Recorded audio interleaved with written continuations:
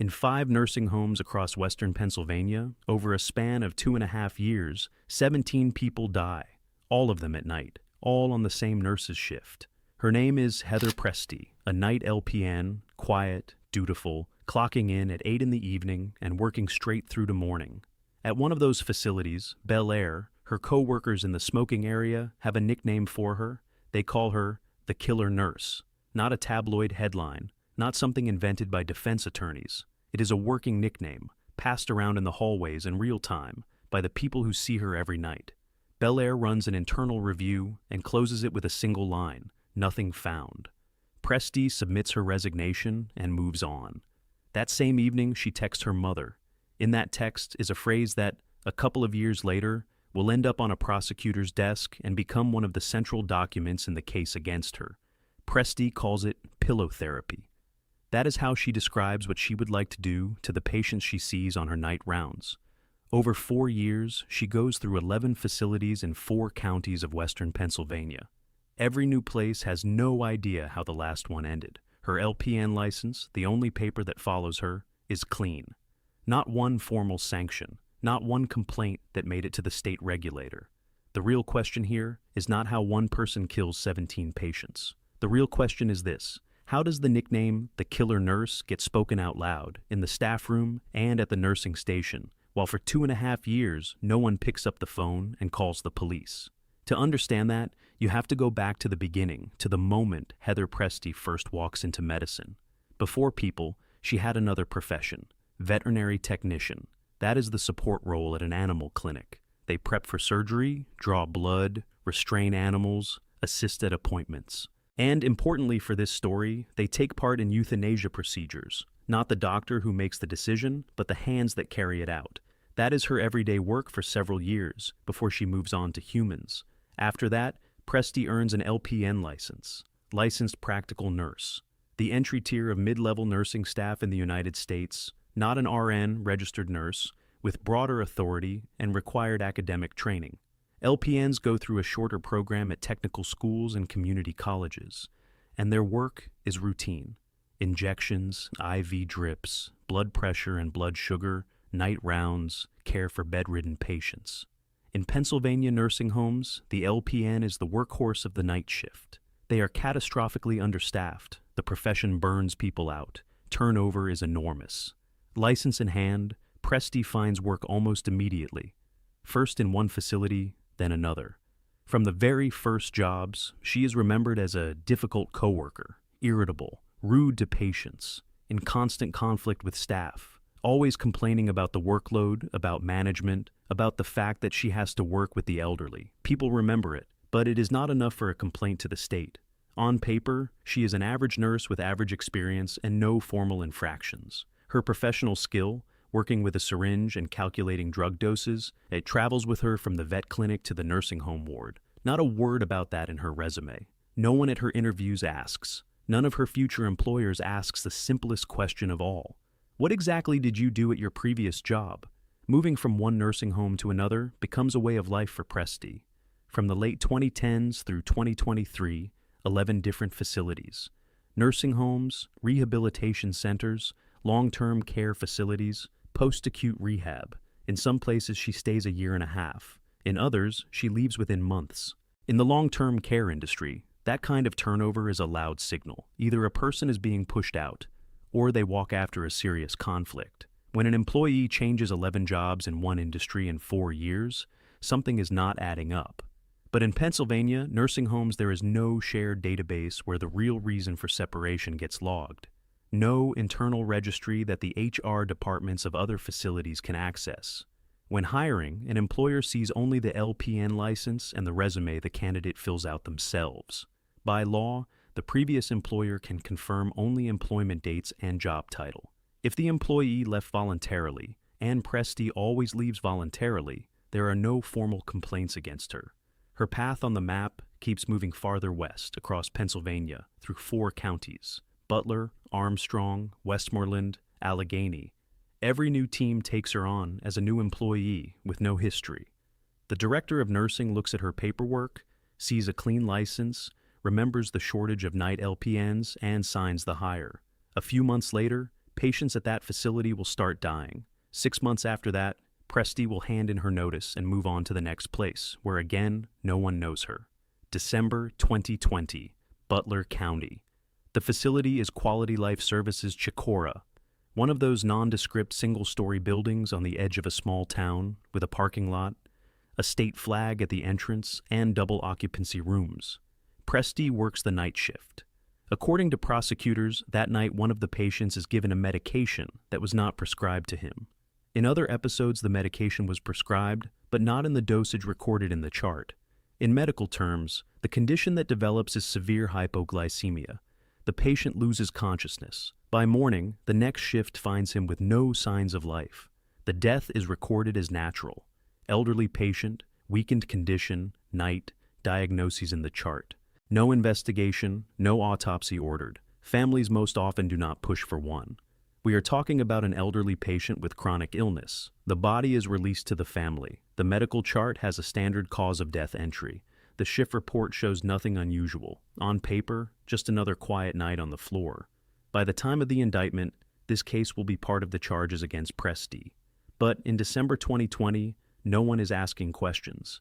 It is not publicly known exactly how many such nights passed before someone first matched the death dates with the shift schedule.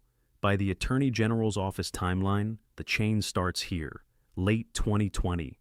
From December 2020 through May 2023, 22 patients across 5 facilities will be linked to Presti.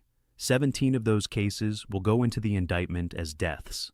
Insulin in a nursing home is an everyday medication. Plenty of elderly patients with diabetes receive it on doctor's orders. It is a routine part of a shift, as ordinary as an IV drip or a blood pressure pill.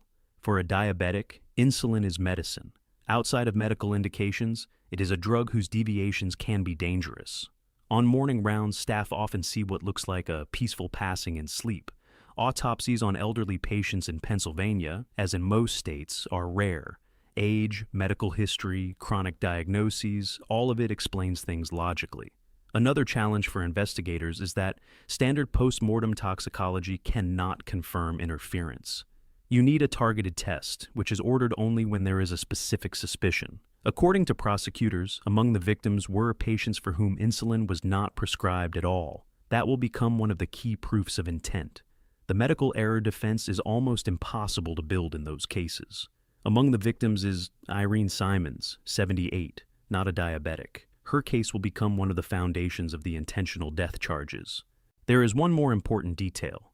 In most of the facilities where Presti worked, the night station medication log was kept in aggregate by end of shift, with no link to a specific patient.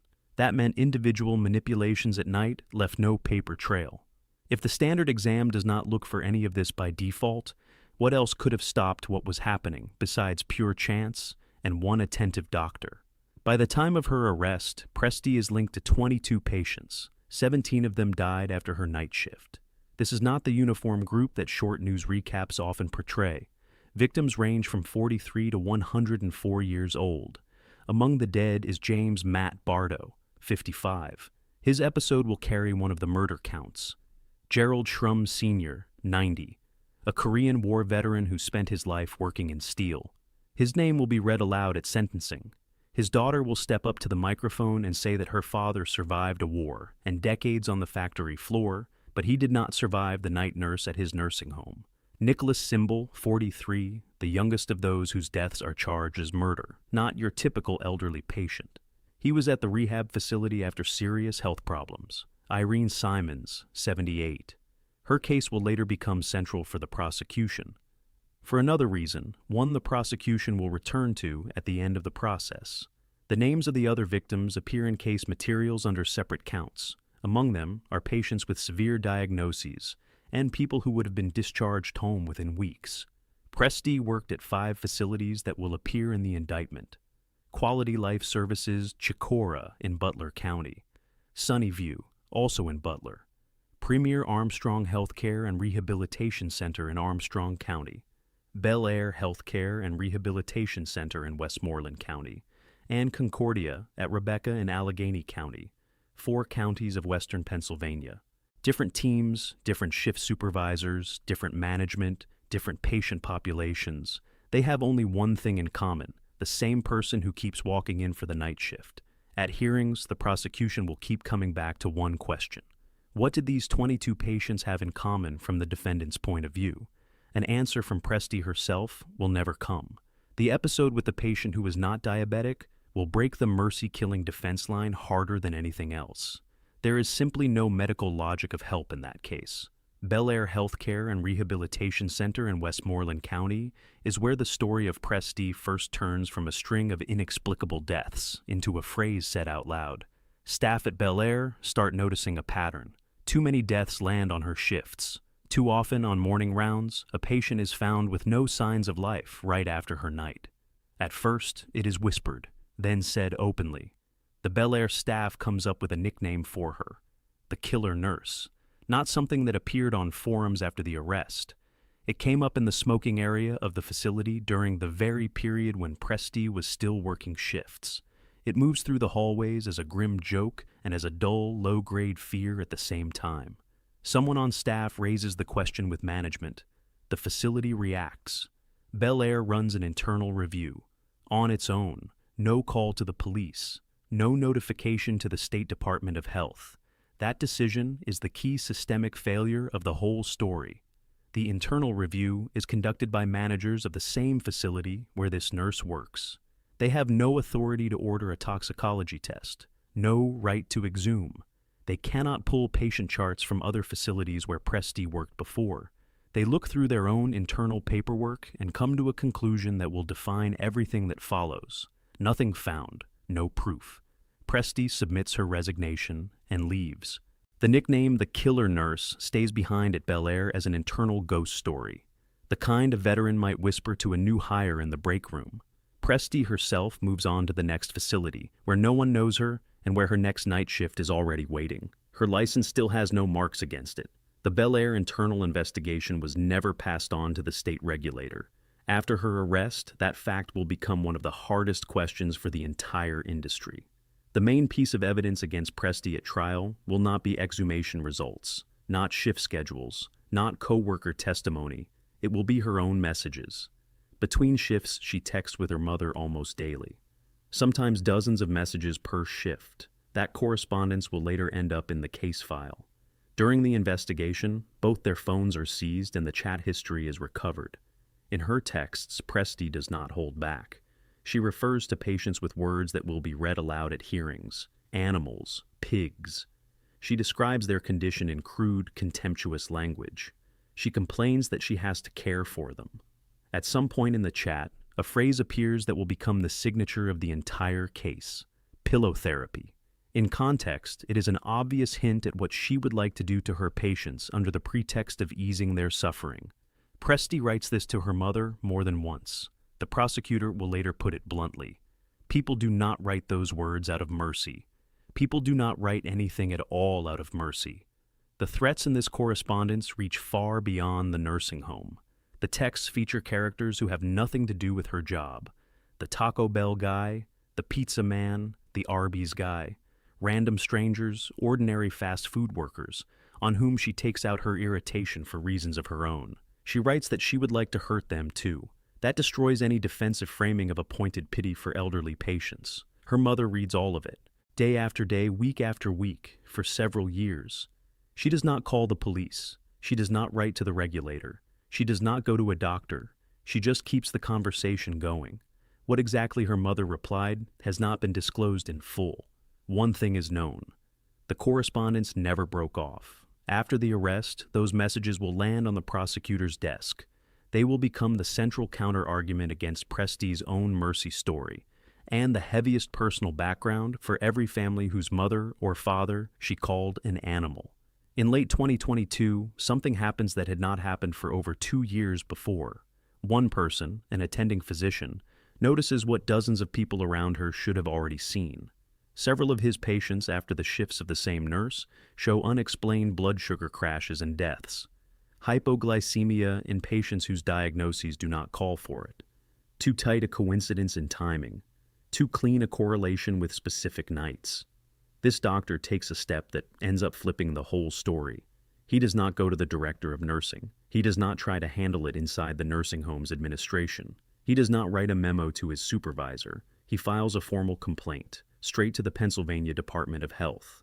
In the entire history of Presti, this is the first time information about what is happening leaves the walls of a particular facility. Before this complaint, there was the internal Bel Air Review and the contained nickname The Killer Nurse that never left the break room. There were voluntary resignations and moves from one facility to another. There were texts with pillow therapy, known only to her mother, but not a single line on paper at the state regulator. After this doctor's complaint, that line appears.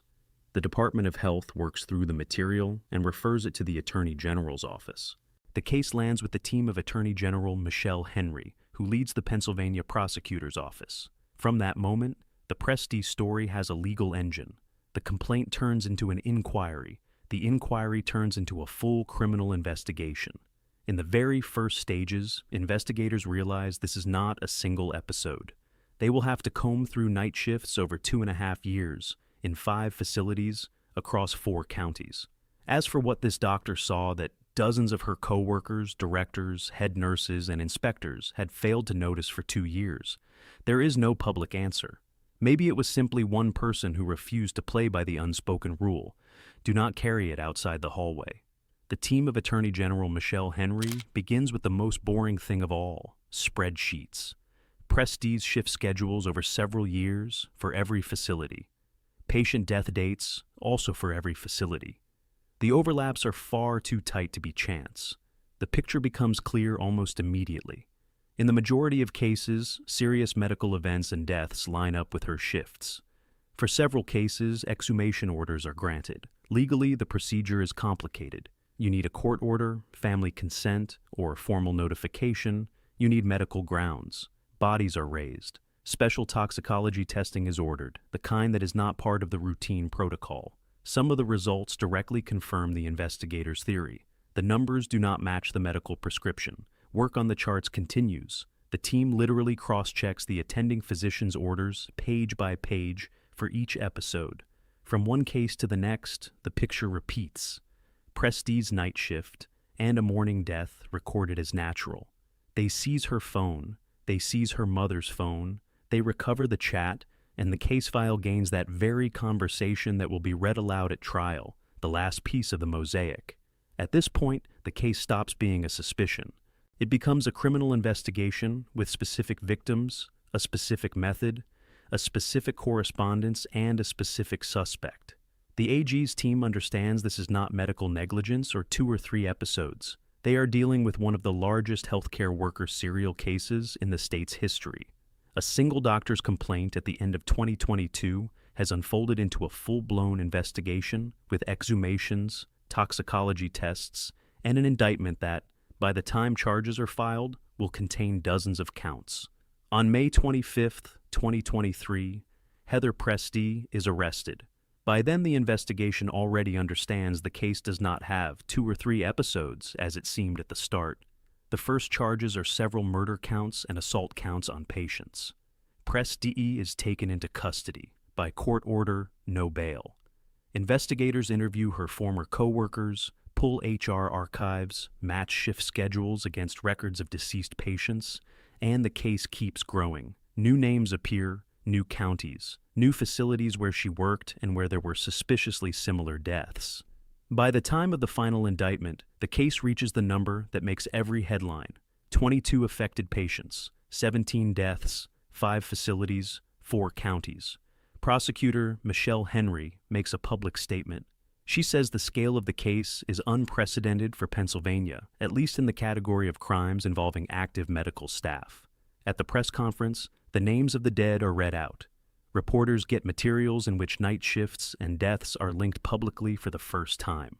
The hardest moment here is not for the investigators and not for the press. It is for the families. The families of the dead learn the truth from the news, from phone calls from friends, from headlines. For 2 or 3 years, they had been living with the thought that their mother, father, husband, brother passed quietly in their sleep. Now, for the first time, they are told a different cause of death. They hear a specific nurse's name. They see the list of other families who went through exactly the same thing. Some relatives, after a call from the investigator, refused to come down to the Attorney General's office. too heavy. Others, on the contrary, show up on the very first day to hear everything in person. The impulse that, a year later, will turn into the impact statements of relatives at sentencing is born in those May days of 2023. On May 2nd, 2024, almost a year after the arrest, Heather Presti signs a guilty plea agreement. Under the terms of the deal, she accepts 3 counts of second-degree murder for 3 specific episodes, plus 19 counts of neglect and assault for the rest of the patients. Technically, this means a large share of the episodes go through related statutes rather than as full murder counts. The deal spares the state a full trial on every single episode. The prosecution explains the logic. Each episode would have required its own experts, its own witnesses, its own jurors, separate hearings. It could have dragged on for years, and every such hearing would have been a fresh trauma for the families. The deal guarantees the case closes with life in prison and removes the risk of technical loopholes the defense could have exploited on individual counts. For the families, the price of that logic turns out to be high. They get an admission of guilt, formal, legal, on paper, but they lose a detailed public reckoning of each death in a courtroom. No medical examiner takes the stand to walk through what exactly happened to a specific person on a specific night. No one displays medical charts on a projector. No co-workers give expanded sworn testimony. Many families will later say that hearing the story of how their loved one died out loud mattered more to them than getting the formal verdict. Presti herself never delivers a full public statement about motive. Her attorney offers standard formulations that will form the backbone of her defense closer to sentencing. In the courtroom, she stays silent. Her own coherent explanation of what she did and why never appears in public.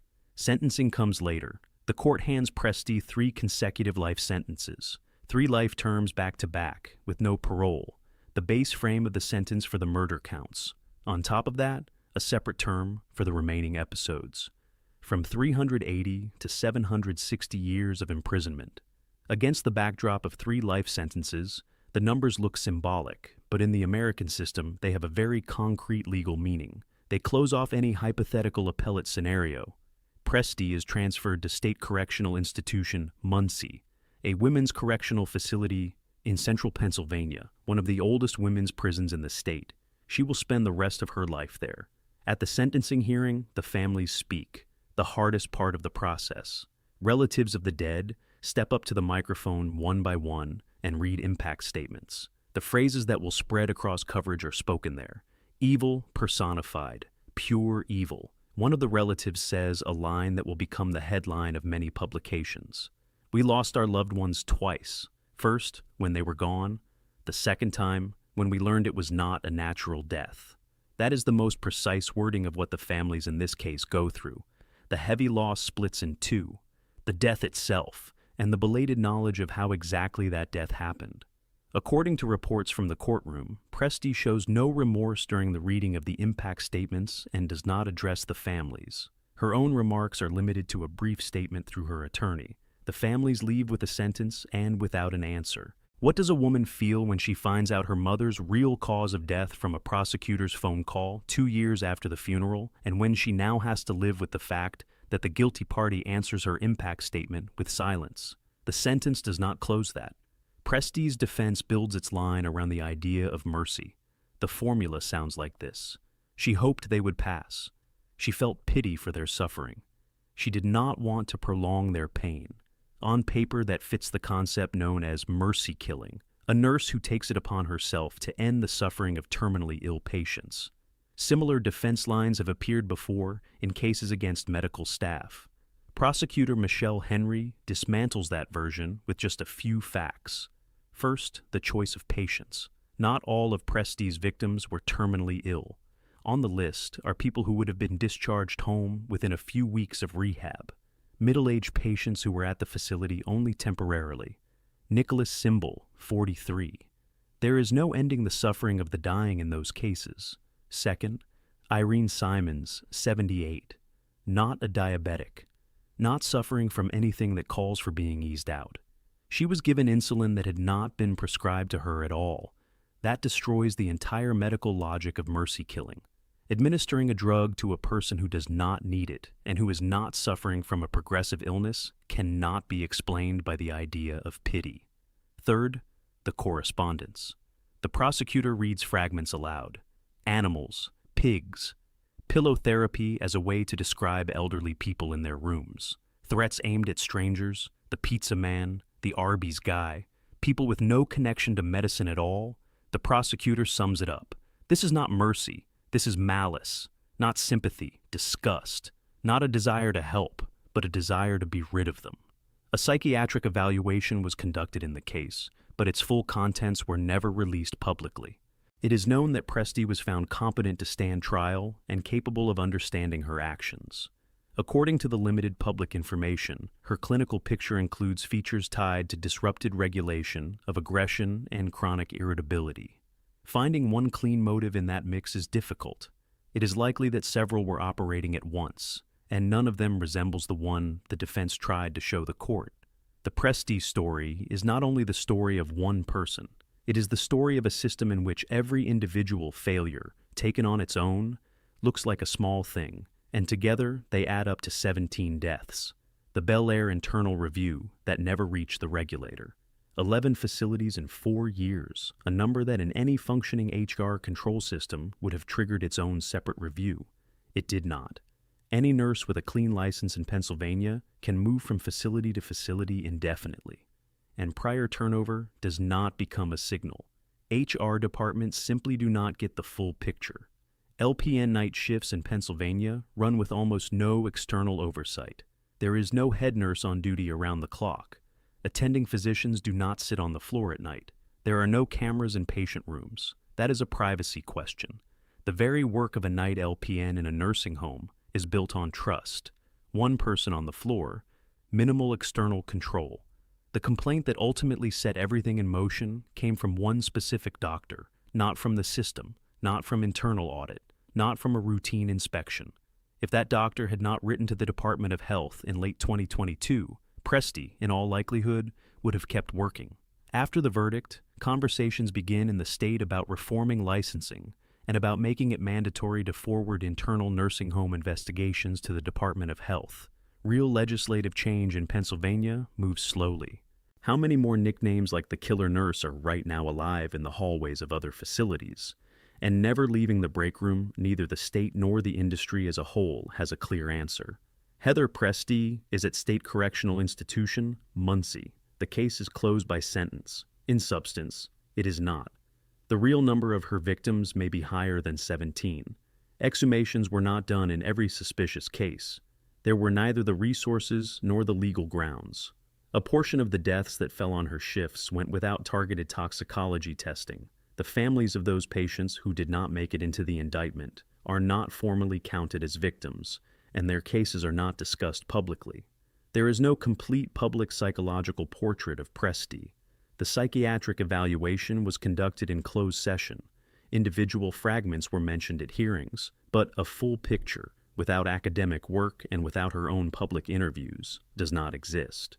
What exactly in her clinical biography led to the decision to administer insulin to patients without medical indications? That question has no public answer. The role of the mother, who read pillow therapy texts and insults against patients every day, was left outside the criminal case. Legally, she was never charged in any capacity. Morally, the question of her responsibility remains open and has no procedural form. Bel Air never publicly explained how exactly its internal review was conducted, who closed it, on the basis of what documents, who was interviewed, which theories were considered, and why they were all rejected. Those answers do not exist. The Department of Health never publicly accounted for why turnover of 11 jobs in 4 years did not trigger a license review for this specific LPN.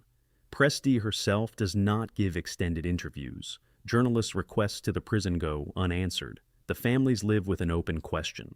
Could she have been stopped at the second facility, at the 5th, at the 8th, at the moment when co-workers were already saying, "the killer nurse," out loud?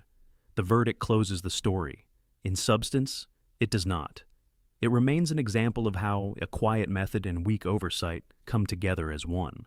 Where the line runs between we could not prove it and we did not want to see it, the verdict does not answer that either.